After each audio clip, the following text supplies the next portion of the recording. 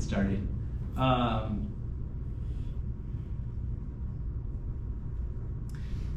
So this is the second half of chapter 12.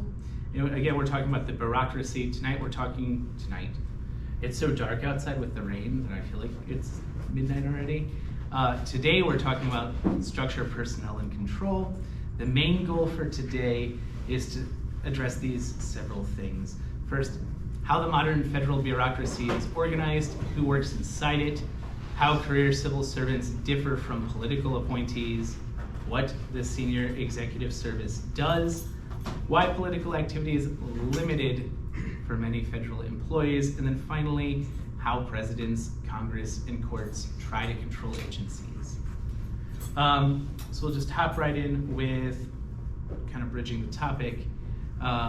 Last class, we talked about what the bureaucracy is, what bureaucrats do, and why experts matter.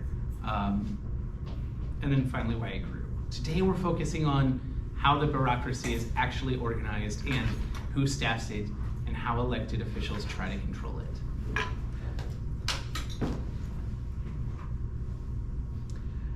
So we're going to jump into the modern structure of the federal bureaucracy. Bureaucracy is a large collection of agencies, offices, and departments, rather than one single unified mechanism. We can think about this by just looking at the alphabet soup that is the federal government. I used to be on the CJA panel, that's the Criminal Justice Act panel. As an attorney, what I would do is basically get federal cases that the federal public defender couldn't handle. So I'd have federal clients that for one reason or the other had a conflict with the federal public defender. In that role, I would get discovery from the government, and typically this would be alphabet soup. Any given case might have narratives written by agents from the FBI, the ATF, the IRS, sometimes the CIA,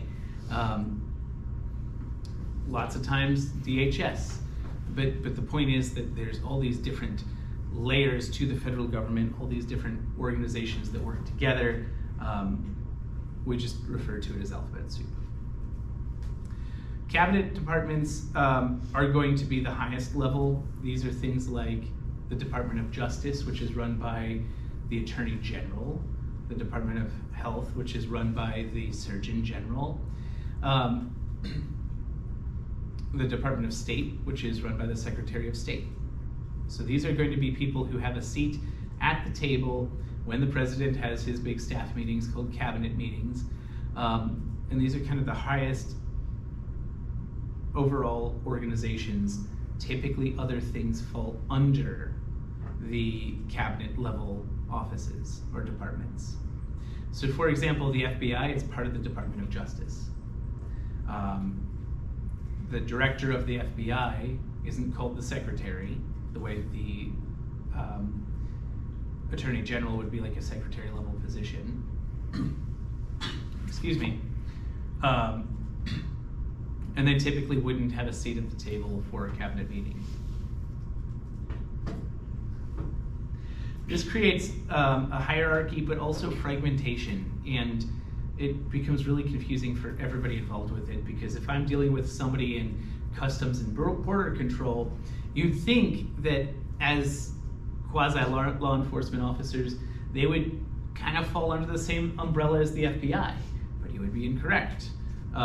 Customs and Border Patrol falls under the Department of Homeland Security. The FBI, not so much. And so you have different organizations that are responsible for different things. Like another good example is park agents or rangers. And so if you go to like the St. Louis Arch and you're smoking marijuana inside the Arch building, that is a federal crime, because even though Missouri has legalized marijuana, it has not been legalized at a federal level. And so you can get arrested for possession of a controlled substance. Luckily, marijuana is a misdemeanor, still at the federal level, so that kind of sucks. If you get arrested by a park ranger, you have been arrested by somebody who is in the Department of the Interior, not the FBI, not Homeland Security, nothing like that, but all these different agencies have kind of concurrent jurisdiction over different things. What does structure matter for? Well, we have coordination, accountability, speed, and confusion.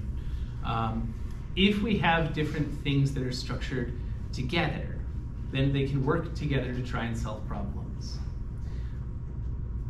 Similarly, if they don't work together, we have an accountability issue.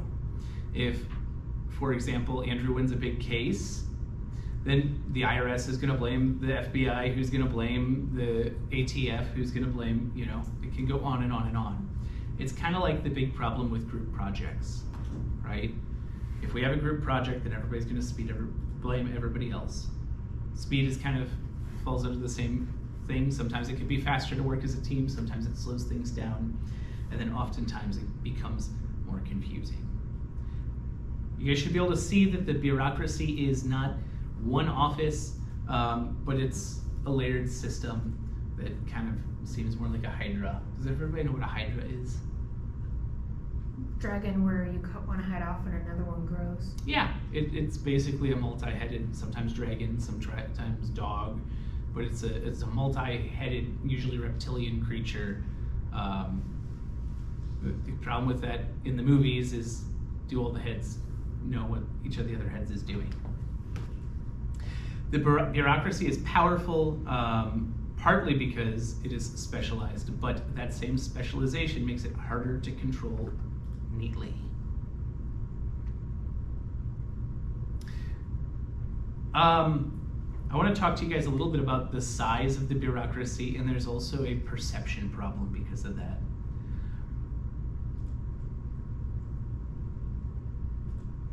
The bureaucracy often feels larger than what it actually is. A big reason for this is because you have, again, all these different offices doing kind of the same thing. We didn't even talk about the Secret Service. Should have added that to the mix of things too. Students often imagine bureaucracy as a giant anonymous machine. Sometimes it is, sometimes it's not.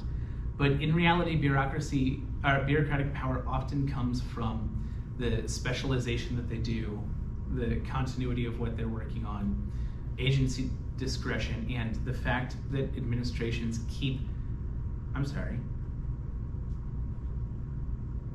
administration keeps happening even when politics is messy. The cases I'm talking about where I've got alphabet soup, they're not the normal ones, right? Like, I can have a felony murder up in Colombia because some dude sold some drugs that killed somebody, and that's typically just gonna have the FBI involved. But the bigger cases that touch on lots of different things, that's where we get the alphabet soup, because each person is handling a little bit of it. For example, in a massive RICO case, dealing with the distribution of a controlled substance, there's going to be the ATF that's tracking the guns and the illegal substances. The FBI is going to be tracking the people, more or less. The IRS is going to be trying to unravel the tax implications. Treasury might be involved with the Secret Service because maybe there's some counterfeiting going on too, but each organization has their own thing that they're working on.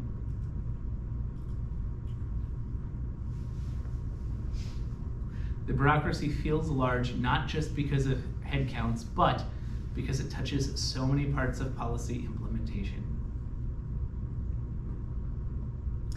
So the chapter talks about personnel. It fits nicely in with what we're talking about here, because the federal merit system is one of the core frameworks that I want you to kind of get your head around, because maybe you guys want to go into the federal government someday. Merit system protections.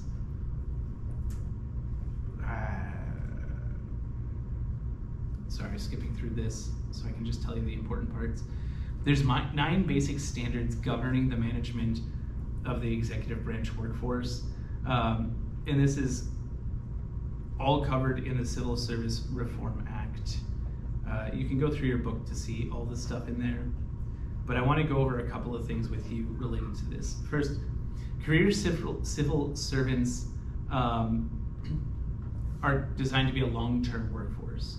It's not designed to switch every couple of years or to be a come-and-go sort of job. There's lots of rewards for staying around, climbing the ranks and everything. and there's a lot of protections for those jobs.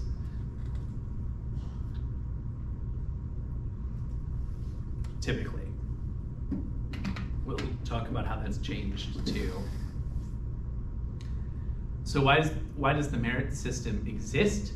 One, it's designed to reward competence.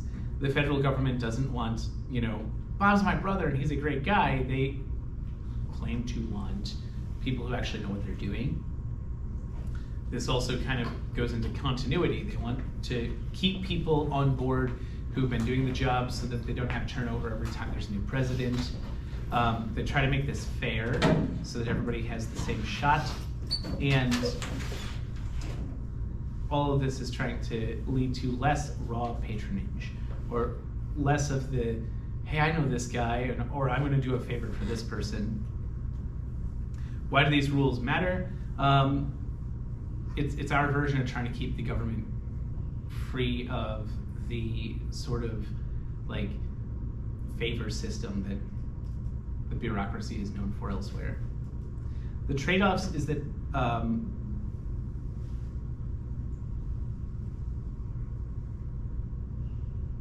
the trade-off is that we get professionalism and stability, but at the cost of a less flexible and slower to change organization.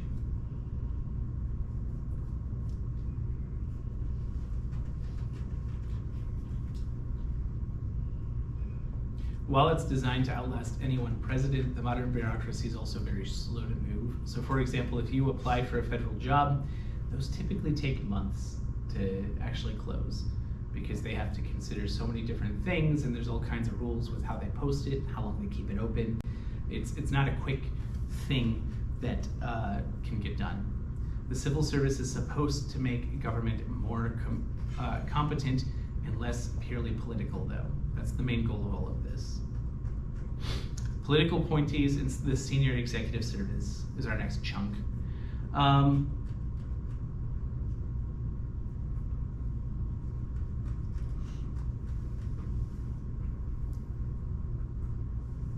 So the SES, or Senior Executive Service, according to the Office of Personnel Management, are going to be those key roles that sit just under presidential appointees. These are going to be the very top people. In the Department of Justice, for example, these are going to be the United States attorneys. It's not going to be the assistant United States attorneys that are the kind of line prosecutors. It's going to be the people in charge of the offices. But they are the direct link between the appointees and the rest of the federal workforce. Political appointees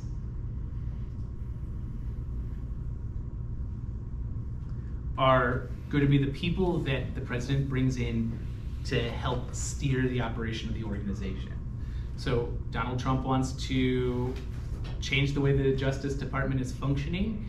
He's going to be able to appoint the Attorney General, and then through the Attorney General, some of those SES level people.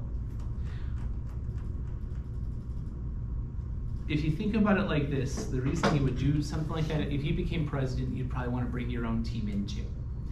Are you going to trust the people that have been working for your predecessor? Maybe, maybe not.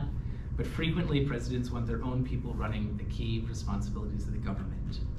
The Senior Executive Service is the bridge layer between the top appointees and the larger career workforce. And there's often a tension between the democratic responsiveness and the expertise and continuity. If we want the Department of Justice to change, for example, as a people, we might elect certain officials. However, and so that might have that democratic response that we want. However, we're going to lose the expertise and continuity from getting rid of those senior level people. Bureaucracy is not purely a neutral, they're not purely neutral experts, and they're not purely political loyalists, but a good mix between. Career officials keep the machinery running. Appointees help connect election to policy direction. All right, I'm gonna give you 4 scenarios, and I want you to tell me if each one is career civil servant, political appointee, or the senior executive service. So 1, managing, if I could talk it would be better, managing a long-running technical benefit program. Is this going to be best for a career civil servant, a political appointee, or a senior executive service member? A what program? Managing a long-running technical benefit program.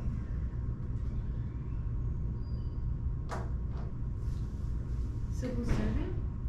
Yeah, I think that, that kind of field level operation is going to be more a civil servant. Serving as the president's top policy voice in a department. I think this one kind of goes both ways. Probably, it's either going to be political appointee or SES. Good call. Translating presidential priorities into workable agency management.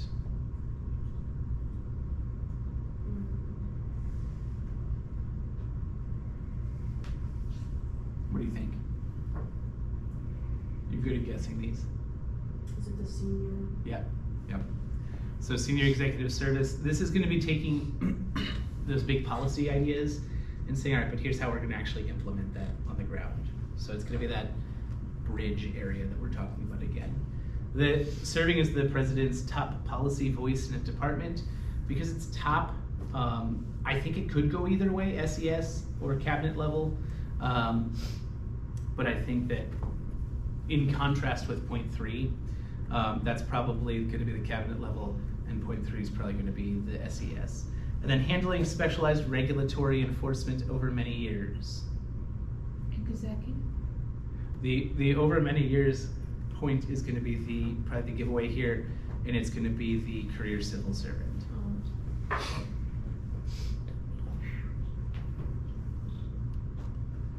All right, there are limits on political activity. If you join the federal government, congratulations, you get a new job. You're working for the federal government. There are going to be limits on your political activity. This is under something called the Hatch Act. The Office of the Special Counsel says that the Hatch Act is meant to ensure federal programs are administered in a nonpartisan way. This protects employees from political coercion and makes sure that advancement is based on merit rather than political affiliation.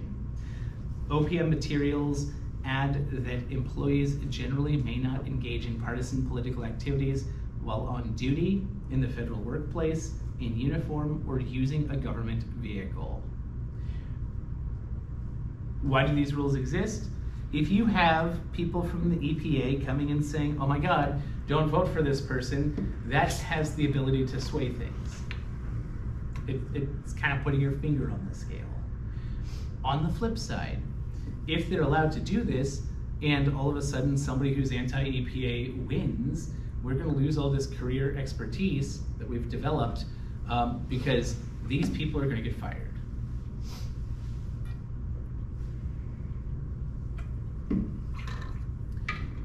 The whole goal here is to try and create at least the illusion that agencies are neutral and maintain public trust. Also, it protects against coercion. And then finally, there's a big difference between you as a person having an opinion and using the government to, or the government infrastructure to promulgate that opinion. Students should be able to see the limits on political activity are about protecting both bureaucracy and democracy.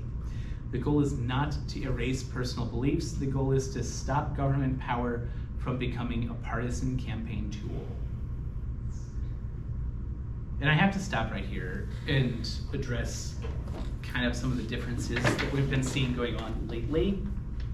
So for example, during the last government shutdown, not the one that we're currently in, but the last one, if you flew during that time, Kristi Noem had produced a whole bunch of different ads that she asked airports to show in the TSA lines, basically blaming the Democrats for the shutdown.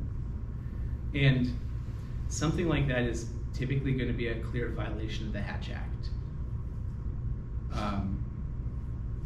because she is the secretary for the Department of Homeland Security, is basically using her position to take shots at the other side.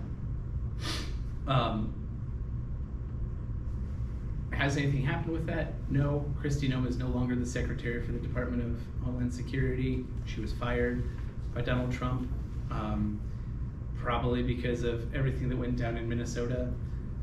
So who knows what, if anything, will happen with that. But also,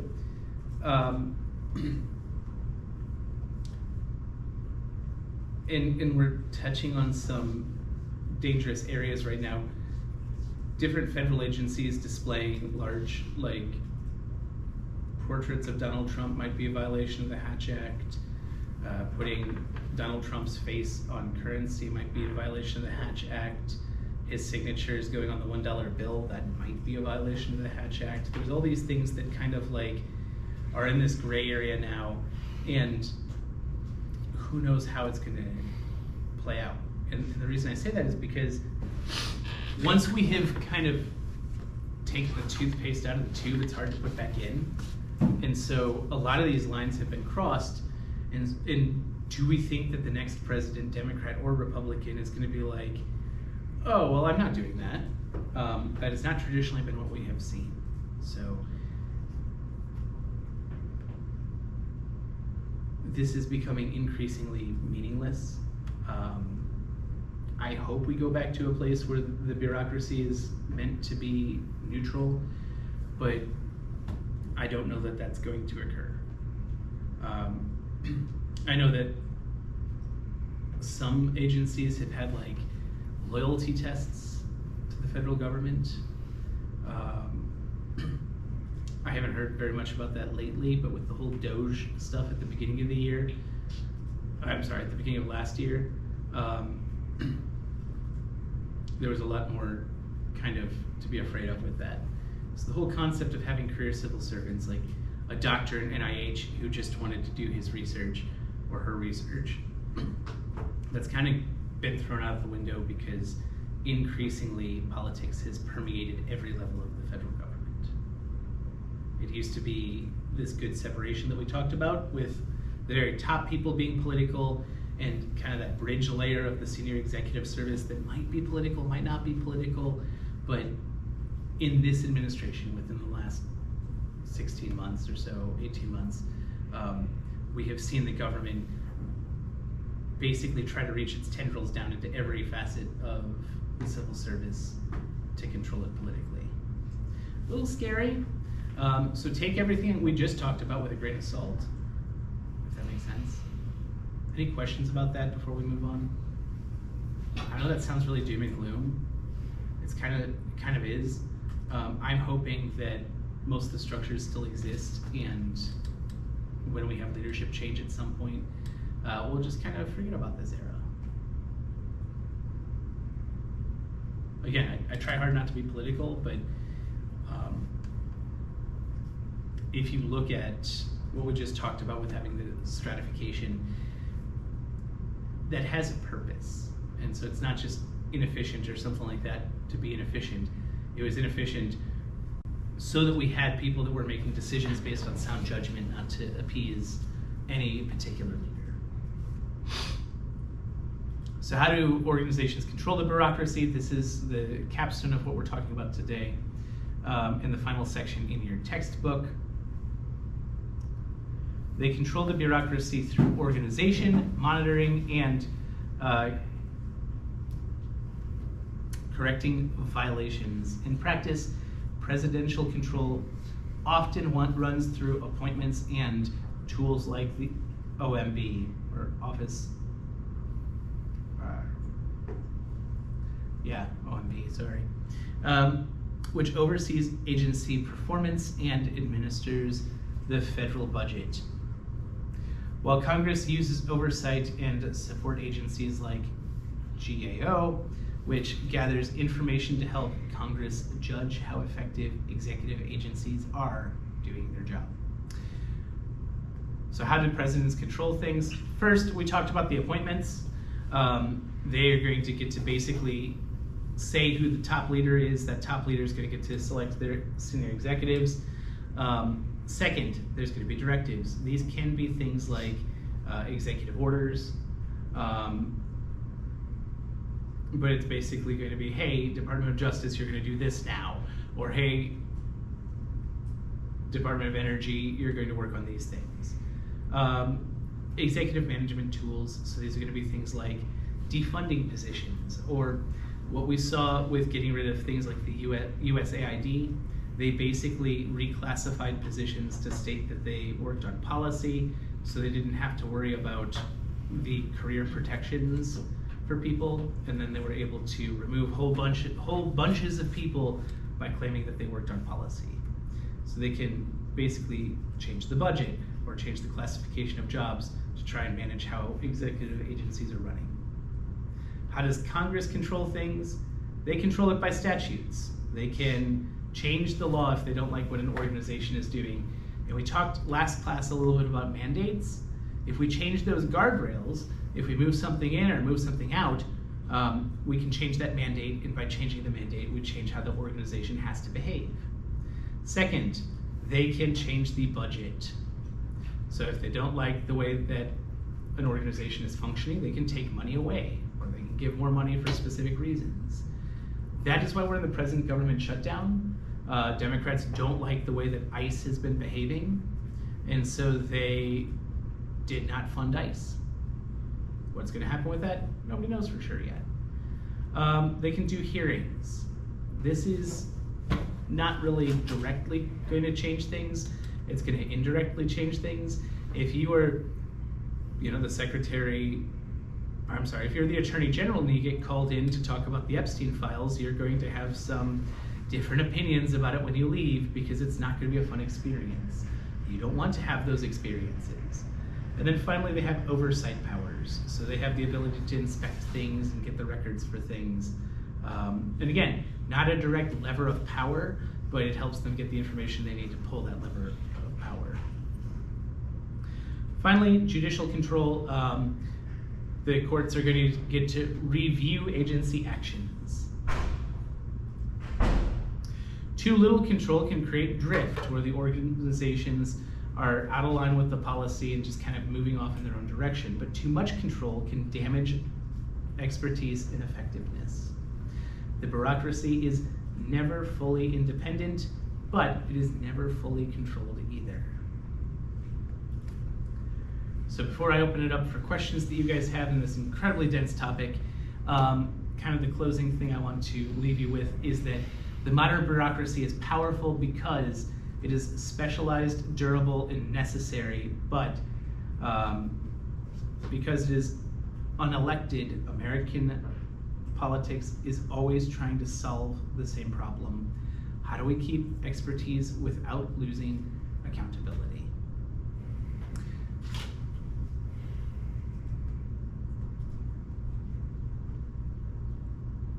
So next week, we're going to talk all about the courts.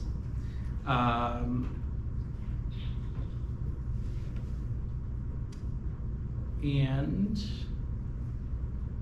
yeah, that's all for today. Other than this, I want to talk to you guys a little bit about your final papers.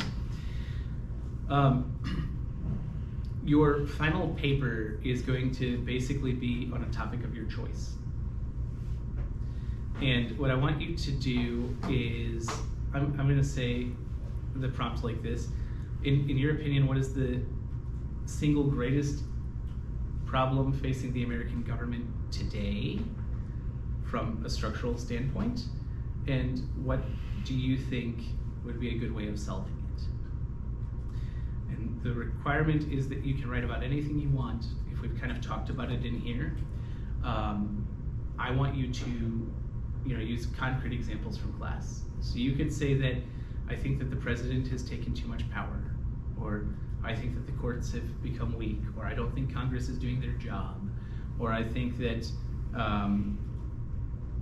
to take it kind of for a more conservative stance, you could say I think that the government has relied too much on merit, or has lost sight of merit and relies too much on diversity, equity, and inclusion. You can take it any direction you want. If you have questions about it or want me to vet your thesis, by all means, contact me after class, by email, cell phone, whatever. You need to write about 5 pages, single-spaced, or 10 pages double-spaced. I will give you a word count in the prompt that I'll put on Canvas.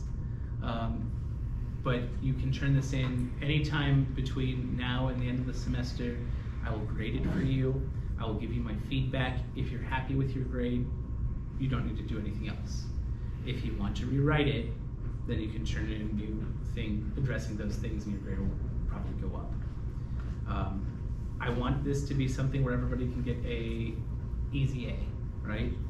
I need you to actually do work, but it shouldn't be difficult.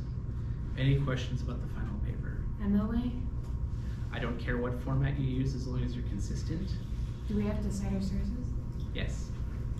And only because I will have it run through the plagiarism test, and I'm pretty lenient with it, but if you fail the plagiarism test, or if it's like more than 30% plagiarized, I will fail you. Like, academic integrity is important to me. I will tell you, like, if you turn it in early and it's like 60% plagiarized, I'll be like, dude, fix this, try again. But the way that the plagiarism tool doesn't flag that is if you, when you quote something, actually cite your source.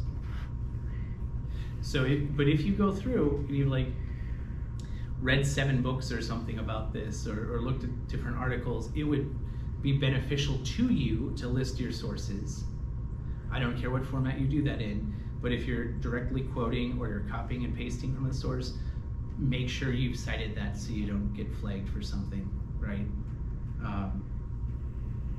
I don't care all that much, but things like plagiarism will get you in trouble just because that is a major offense. Like in graduate school, if you plagiarize, at least when I was working on my master's and when I was in law school, if I were caught plagiarizing, I would have been kicked out of the program. So I want to try and train good behaviors now. But again, I'm not a stickler about APA, MLA, whatever style guide you want to use it. Just be kind of consistent. If you're using Blue Book and you have inline citations for 1 paragraph, and then you have footnotes for another paragraph, and then endnotes for another paragraph, that's going to be confusing as hell. Please don't play games like that with me. Other questions? When is the final due date? I'm going to have the final due date the last day of class, because then we have finals week. And I will need to have everything graded and turned in by noon that Friday. And so if there is an emergency or you have 14 papers due that day, you can talk to me and I can give you a couple more days. But I want everything in by that Friday so I can have it graded. Because if I'm grading 60 papers that week, I'm not going to be sleeping or I'm going to get fired or something, but I can't do it all that fast. What week is the actual finals date? Great question.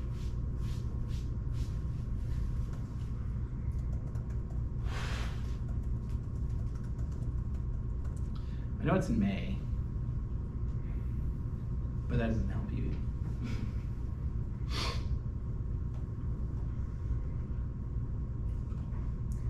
Spring 26. May 4th through 7th. So May 2nd is going to be when I'll have it due, probably. Maybe May 3rd. That'll be that Sunday. So I'll have it. No, wait, that doesn't make sense.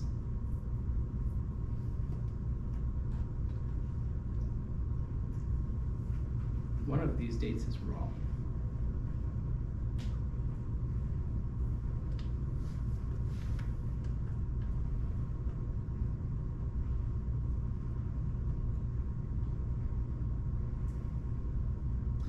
Yep, May 2nd is wrong.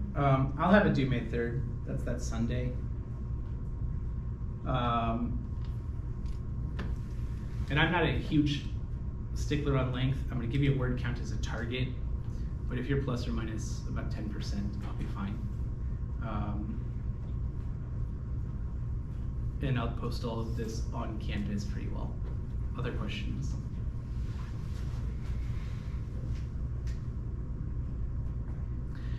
I think, in the way I've tried to structure this is the sort of thing you should be able to whip out. Like, if you just brainstorm, you should be able to whip it out in a day. It's opinion based, and so that's kind of my hope with it, is that it's not difficult for you all at all. Do you have the prompt on Canvas? Not yet, but it will be shortly. And what's your estimate for the word count? Here, ChatGPT.